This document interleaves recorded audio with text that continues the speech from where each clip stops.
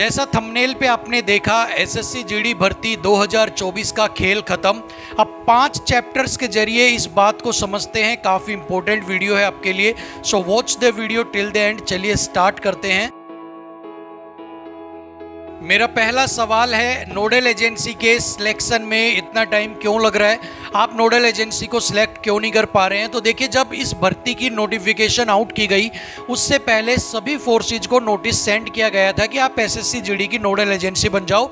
लेकिन उस समय में कुछ फोर्सेज अपने एग्जाम्स में बिजी थी, तो किसी फोर्सेज के कुछ अपने रीजन्स थे जिस वजह से नोडल एजेंसी का सिलेक्शन नहीं हो पाया। इसके बाद आपकी नोटिफिकेशन आउट कर दी गई, एग्जाम कंडक्ट करवा दिया गया कि एग्जाम के बाद आपकी नोडल एजेंसी सिलेक्ट कर ली जाएगी।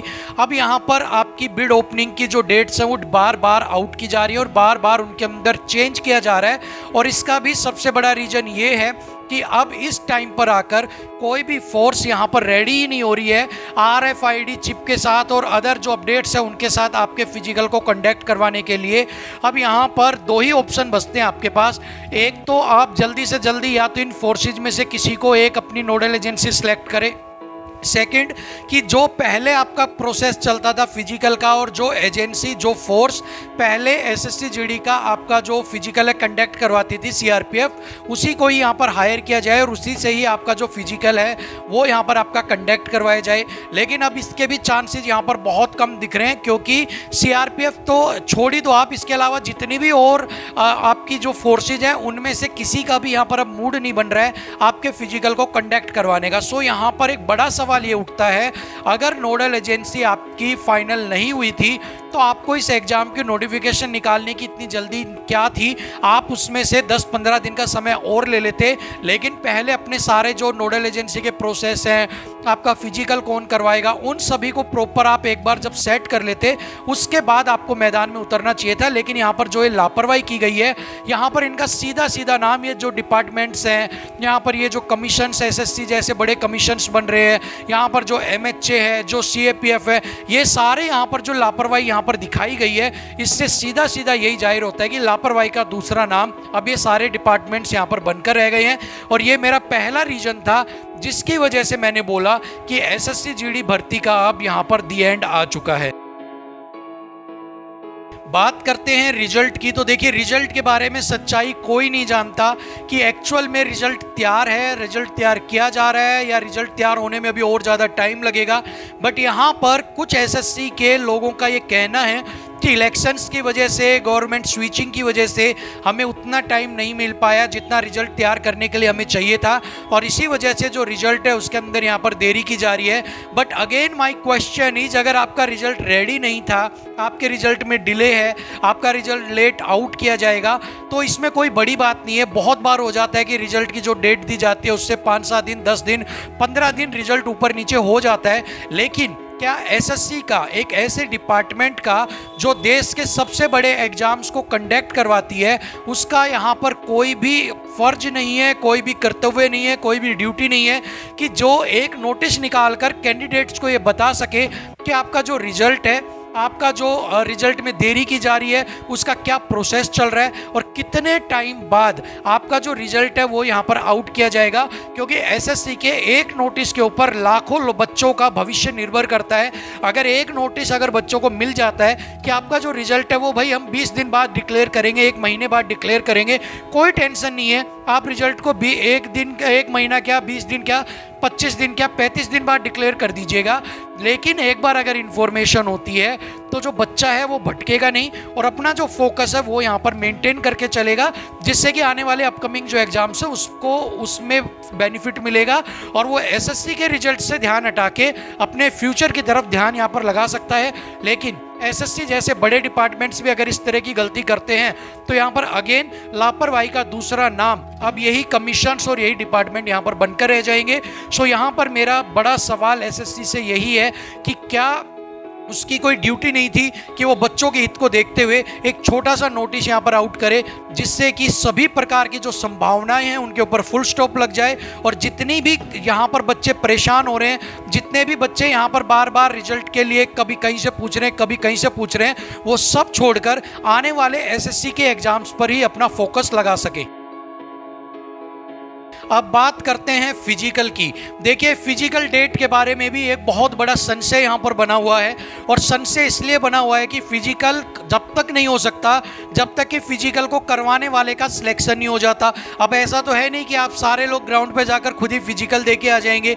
इसके लिए एक फिजिकल लेने के लिए एक एजेंसी का होना बहुत ज़रूरी है, एक फोर्स का सिलेक्शन होना बहुत ज़रूरी है। और यहाँ पर जो नोडल एजेंसी है बार बार उसकी बिड की जो डेट्स हैं वो चेंज की जा रही हैं, बार बार उनकी डेट्स एक्सटेंड की जा रही हैं। सो यहाँ पर जब फिजिकल लेने वाला ही नहीं है तो कैंडिडेट फिजिकल देने कहाँ जाएंगे। तो एक अनसर्टेनिटी है कि आपका जो फिजिकल है वो होगा भी या नहीं होगा, और होगा तो आखिर में कब होगा, कौन सी फोर्स आपके फिजिकल को कंडक्ट करवाएगी, कब आपके फिजिकल को कंडक्ट करवाया जाएगा। जैसा कि साफ साफ सभी फोर्सेज के मूड से पता लग रहा है कि अभी वो आपके फिजिकल को करवाने के मूड में नहीं है। सो यहाँ पर क्लियरली ये बात साबित हो जाती है कि 2 महीने तो आप भूल ही जाइए कि आपका जो फिजिकल है वो यहाँ पर कंडक्ट करवाया जाएगा। 2 महीने का मतलब हो गया अगस्त तक, मुझे नहीं लगता कि आपका फिजिकल कंडक्ट करवाया जाएगा। उसके बाद कभी कोई त्यौहार आ जाएगा, कभी 15 अगस्त आ जाएगा। सो इन सारी चीज़ों को देखते हुए एक ही बात यहाँ पर निकल कर आती है साफ सिंपल शब्दों में कि भैया गई फिजिकल की भैंस पानी में, और अब फिजिकल तब तक नहीं हो सकता जब तक कि नोडल एजेंसी नहीं होगी। अब अगर नोडल एजेंसी हो गई तो 15 से 20 दिन 25 दिन वो लेगी, उसके बाद अगस्त, उसके बाद सितंबर आ जाएगा, उसके बाद कभी बारिश आ गई, कभी कुछ आ गया, कभी कुछ आ गया। सो यहाँ पर ये जो प्रोसेस है डिले डिले डिले डिले होता जा रहा है। अब कितना डिले इसके अंदर होने वाला है, कितना टाइम लगने वाला है, अब इसका जवाब किसी के पास नहीं है। बट हम उम्मीद कर सकते हैं कि इस बार जो डेट दी गई है 26 तारीख, इसके ऊपर कोई पॉजिटिव रिस्पांस निकले, कोई एजेंसी आपकी सिलेक्ट हो जाए। लेकिन अगर यहाँ पर आपकी जो एजेंसी है वो सिलेक्ट नहीं हो पाती है तो आप भूल जाइए कि आपका जो फिजिकल है वो आपका कभी आने वाले 2 महीने या 3 महीने तक भी हो पाएगा। और जैसे पीछे CRPF CISF के लिए बच्चे फिजिकल के लिए आई थिंक मुझे जैसा याद आ रहा है भटकते फिर रहे थे, कभी ऐसा ना हो कि आप फिजिकल के नाम पर ही भटकते फिरो कि हमारा फिजिकल तो ले लो, हम बिल्कुल तैयार बैठे हैं। लेकिन अब होगा क्या वो आने वाला वक्त ही बताएगा। लेकिन ये तीसरा बड़ा रीजन था जिसकी वजह से मैंने आपको ये बोला कि आपकी जो भर्ती है ये इसका दी एंड है। अब हम बात करने वाले हैं कट ऑफ के ऊपर। रिजल्ट में जितना डिले होगा उतना ही इम्पैक्ट पड़ेगा आपकी कट ऑफ के ऊपर, यानी कि सीधा सीधा रिजल्ट में जितनी देरी होती जाएगी कट ऑफ के अंदर उतना ही इंक्रीमेंट आपका होता जाएगा।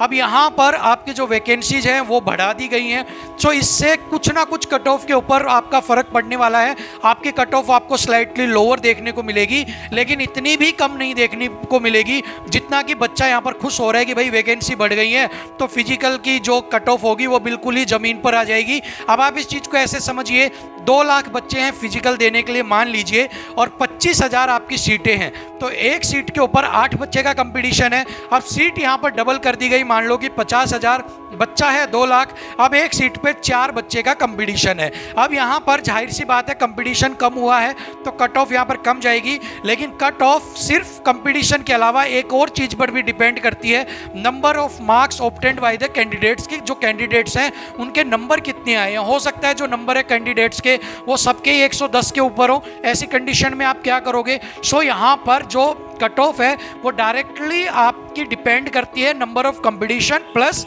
नंबर ऑफ द मार्क्स के ऊपर। अब यहाँ पर नंबर ऑफ कंपटीशन आपका जो है वो कम हो गया है क्योंकि वैकेंसी इंक्रीज हो गई है, लेकिन नंबर ऑफ जो मार्क्स है, जो आपके नंबर है कैंडिडेट्स के, वो यहाँ पर देखने वाली बात होगी कि किस लेवल के नंबर यहाँ पर कैंडिडेट जो है वो एग्जाम के अंदर लेके आया है।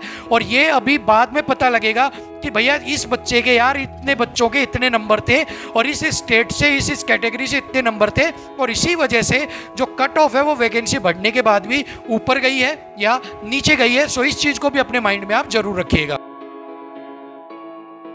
अब बात करते हैं बच्चों के फ्यूचर का कि जो बच्चे हैं इनके भविष्य का क्या होगा, इनके फ्यूचर का क्या होगा। तो देखिए अभी आपका जो रिजल्ट है उसके बारे में कोई कुछ नहीं बता सकता है। आने को वो 2 दिन में आ जाए, आने को वो 10 दिन में आ जाए और आने को वो 15 दिन में भी आ जाए, लेकिन सभी यहाँ पर अपना अनुमान लगा रहे हैं, सभी अपनी यहाँ पर अपने बुद्धि से अपने जो सोर्सेज हैं उनके अनुसार आपको यहाँ पर अपडेट दे रहे हैं, लेकिन एक्चुअल में क्या है उसके बारे में कोई नहीं जानता है। दूसरा, आपकी नोडल एजेंसी यहाँ पर सिलेक्ट नहीं हुई है, उसकी डेट में आज फिर बढ़ोतरी कर दी है। तो इन सारी चीज़ों को देखते हुए यहाँ पर किसी भी तरीके से नहीं लगता है कि अगस्त से पहले, यानी कि नई वैकेंसी आने से पहले आपका जो फिजिकल तक का काम है वो यहाँ पर कंप्लीट करवा दिया जाएगा। अब इससे होगा क्या इससे होगा क्या कि जो 2025 की वैकेंसी आएगी ना, उसके ऊपर सारा बोझ पड़ने वाला है, उसके कंधों के ऊपर सारा दारमदार रहेगा। अब यहाँ पर हर बच्चा, चाहे वो 2024 का हो या 25 का, वो 25 का फॉर्म लगाएगा। तो इससे एक बात तो क्या होगी कि जितना आपका 24 में फिजिकल में डिले होता जाएगा, उतना ही बच्चा एग्जाम के अंदर बैठेगा। मान लो एग्जाम की डेट आ जाती है अगस्त के बाद, सितंबर अक्टूबर तक या नवंबर तक निकाल देते हैं, और किसी कारण से आपका जो फिजिकल है वो सितंबर अक्टूबर तक नहीं हो पाता है या उसके बाद तक रिजल्ट नहीं आ पाता है, तो आप मान के चलिए सारे बच्चे बैठेंगे एग्जाम में, और उसी वजह से जो कंपटीशन है वो यहाँ पर इंक्रीज होगा। क्योंकि बाद में कौन सा बच्चा क्या छोड़ता है क्या नहीं छोड़ता वो अलग बात है, लेकिन फिजिकल की कट ऑफ बढ़ जाएगी, क्योंकि वहाँ पर जो नंबर ऑफ कैंडिडेट्स हैं वो ऑलमोस्ट डबल हो जाएंगे जितना कि हर साल होते हैं। 2024 का भी उसमें ऐड होगा, और 2025 वाले जो नए तैयार बैठे हैं भर्ती के लिए वो भी ऐड होंगे। इस वजह से जो पूरा का पूरा बर्डन है वो 25 की भर्ती पे आएगा, कंपटीशन बढ़ जाएगा, वैकेंसी के अकॉर्डिंग पर सीट का कंपटीशन यहाँ पर बढ़ जाएगा, और इसी वजह से आने वाले जो बच्चे होंगे उनको भी यहाँ पर कट ऑफ हाई मिलेगी। और अगर यहाँ पर डिले जितना होता जाएगा, ये बच्चे भी एग्जाम में बैठते हैं, तो इनको भी जो कट ऑफ से रिलेटेड या और जो चीज़ें हैं उनमें भी यहाँ पर बहुत ज़्यादा इंक्रीमेंट देखने को मिलेगा। अब यहाँ पर आप एक चीज़ सोचिए कि भाई देखो, ना आपकी नोडल एजेंसी सिलेक्ट है, ठीक है, सीधी सी बात है, ना ही आपका रिजल्ट आया है, ना ही आपकी फाइनल आंसर की आई है, ना ही आपके पास कोई जो है आपके पास कोई अपडेट है, ना ही कोई सूचना आपके पास कोई है कि भाई आपका फिजिकल कब करवाया जाएगा। तो एक बात बताओ, जब कोई चीज़ आपके पास है ही नहीं, सारी चीज़ पर्दे के पीछे छुपा के रख रखी है, तो इस भर्ती के लिए आप क्या बोलोगे कि भैया पत्थर बांध के और नदी के अंदर डाल दो और बोलो कि भैया मामला खत्म, दी एंड। सो इन्हीं 4 रीजन की वजह से मैंने यहाँ पर बोला कि इस भर्ती का दी एंड हो चुका है। भाई अब जो भी होगा वो भविष्य के गर्भ में है, और हम उम्मीद लगा सकते हैं, हमें कल भी उम्मीद थी, हमें आज भी उम्मीद है, और आने वाले वक्त में भी उम्मीद रहेगी, क्योंकि भाई हम कैंडिडेट्स हैं, ठीक है ना, हम भाग नहीं सकते ना, हम कहाँ भागेंगे, नौकरी तो चाहिए ही चाहिए। प्राइवेट सेक्टर में अब जॉब वैसे नहीं मिलती, गवर्नमेंट में हमारा दिमाग खराब ऐसे कर रखा है, सो हम जाएं कहाँ छोड़ के जाएं? घर वालों को छोड़ नहीं सकते, सपने छोड़ नहीं सकते, जिम्मेवारी से नहीं भाग सकते, तो हम कुछ भी नहीं कर सकते सिवाय उम्मीद करने के। उम्मीद हमारे हाथ में है, उम्मीद हम कल भी कर रहे थे, आज भी कर रहे हैं, और आने वाले टाइम में 2 महीने 3 महीने 4 महीने हम और भी करते रहेंगे। क्योंकि यहाँ तो ये चलो 2-3 महीने तक की उम्मीद का एक दिलासा है कि भाई चलो रिजल्ट आ जाएगा, फिजिकल करवा देगी। बच्चे तो ऐसे ऐसे भी बैठे हैं जिनके 2-2 साल से भर्ती अटकी पड़ी हैं, 3-3 साल से विदहेल्ड की लिस्ट में पड़े हैं, लेकिन आप सोचो कि उनका, आप सोच के देखो कितना भारी काम होगा। तो यहाँ पर इसीलिए मैंने बोला कैंडिडेट 3 साल हो जाए, 2 साल हो जाए, 2 महीने हो जाए, सिर्फ इंतजार कर सकता है, उम्मीद कर सकता है, और वो आप और हम सब लोग मिलके कर रहे हैं। बट हम उम्मीद करते हैं और एक गवर्नमेंट से ये आशा भी करेंगे कि वो फेयरली अब इन चीज़ों के ऊपर ध्यान दे और जल्दी से जल्दी इस भर्ती प्रक्रिया को पूरी करवाए, ताकि जो गवर्नमेंट के ऊपर विश्वास है वो भी बना रहे। और यहाँ पर जो ये आर्मी जैसी जो फोर्सेज हैं, जिनके अंदर देश सेवा से रिलेटेड, देश की सुरक्षा से रिलेटेड जितनी भी एजेंसीज हैं, फोर्सेज हैं, उनका जो विश्वास लोगों के ऊपर अभी मजबूत है, वो भी यहाँ पर बना रहे कि ये टाइमली और ट्रांसपेरेंट तरीके से सारा काम यहाँ पर करते हैं। सो मिलेंगे एक और वीडियो के साथ। सो मेरी ओपिनियन में इस भर्ती की जो बुलंद 4 पिलर्स हैं वो चरमरा चुके हैं। सो यहाँ पर मेरी तरफ से the end of the assessee GD 2024 भर्ती। अब आपकी क्या ओपिनियन है मुझे कमेंट बॉक्स में जरूर बताइएगा। थैंक यू सो मच, नमस्कार।